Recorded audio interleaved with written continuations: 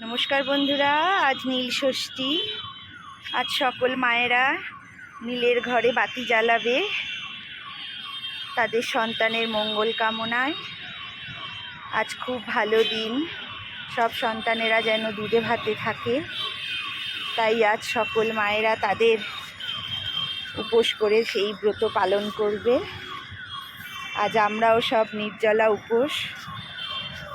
অনেকে 12টার পর বাতি জ্বালায়, অনেকে সন্ধ্যের সময়ও জ্বালায়, যে যতক্ষণ আর কি উপোস করে থাকতে পারে। এখন তো খুব একটা জল টল না খেয়ে থাকা যায় না, এই গরমে আমরা পেরে উঠি না, তাই যতটুকু পারি করি। আমি এসে গেছি ছাদে ফুল তুলতে, পুজোর জোগাড়গুলো করতে থাকি আসতে। রেগুলারের পুজোও আছে, প্রতিদিনের পুজোটাও সেরে ফেলব।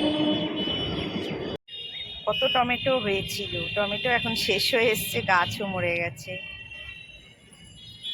আমাদের বেল গাছটা দেখাই, আমার বেল গাছটাও বেশ বড় সড়ো হয়ে গেছে।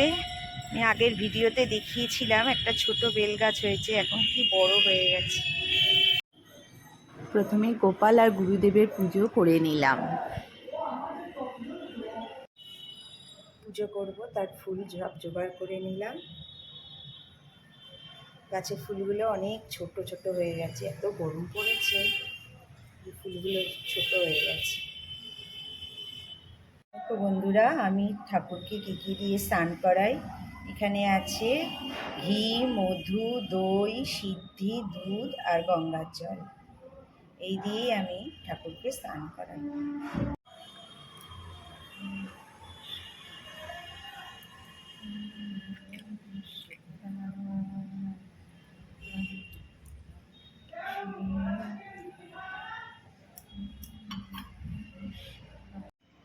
এইভাবে স্নান করিয়ে নিলাম, আমি বাড়িতেই করি।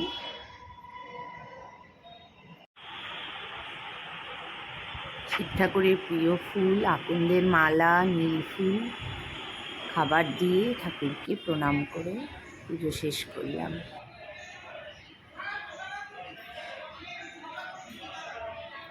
যতবেলাই হোক না কেন, চা না হলে চলে না। অন্যদিন খাই গ্রিন টি, আজকে দুধ চা নিয়েই বসলাম।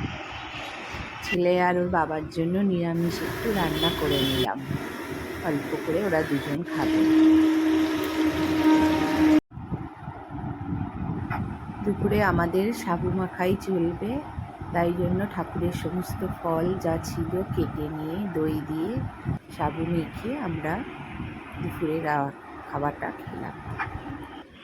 সন্ধ্যাবেলা সন্ধে দেওয়ার পরে আবার রাত্রির নিরামিষ খাবার বলতে লুচি আর আলুর তরকারি করলাম, সেটাই সকলে খেলো। সকলের ভালো হোক, ভালো থাকুক।